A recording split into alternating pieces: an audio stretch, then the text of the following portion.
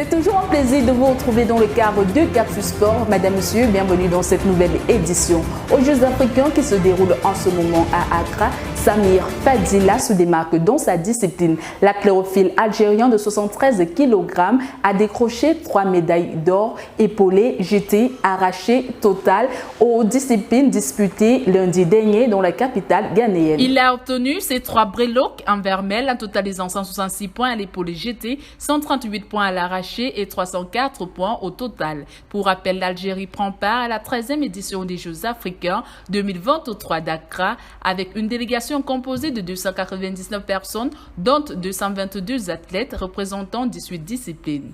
En football, la Côte d'Ivoire, après sa victoire à la CAN, va disputer 2 matchs amicaux contre le Bénin et l'Uruguay. Emers Fan, le sélectionneur qui a porté les éléphants vers le triomphe continental, a appelé une liste qui ressemble très fortement à celle de la CAN, à l'exception de Sébastien Haller, qui est blessé, de Christian Kwame, qui revient d'un palu, et de Serge Aurier, qui revient de blessure aussi. Tous les champions d'Afrique sont présents. Gardien de but, Yachia Fofana, Bagra Ali Sankaré et Charles Folly. Défenseurs, Douegela, Willy Boli, Diallo Ismaël, Ousmane Diomandé, Conan Gislin, Konounou Odilon, Nika Evan et Cinco Wilfried.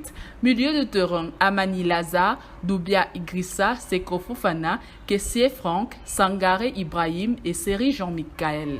Attaquant, Andy Grand Simon, Baba Jonathan, Boga Jérémy, Diakité Oumar, Mas Gradel, Konaté Karim, Crasso Jean-Philippe et Pepe Nicolas.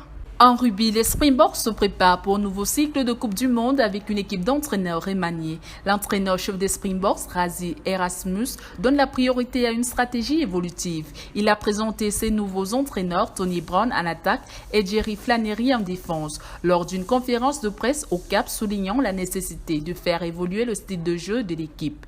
En effet, Brown, ancien demi d'ouverture star des All Blacks, apporte une richesse d'expérience et une nouvelle perspective offensive.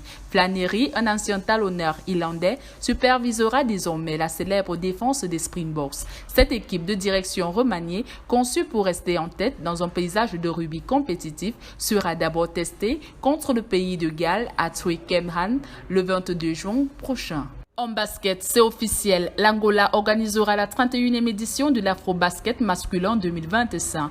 L'annonce a été faite par la FIBA Afrique vendredi dernier. D'après les informations recueillies, le pays des Palancas Negras présentait le meilleur dossier de candidature face au Maroc et à l'Égypte. Le pays dispose d'une grande expérience dans l'organisation de compétitions sportives internationales. L'Angola a déjà accueilli l'Afro-Basket en 1989, 1999 et en 2007. Cette 4e expérience permettra à ce pays de multiplier ses chances de soulever à nouveau le trophée.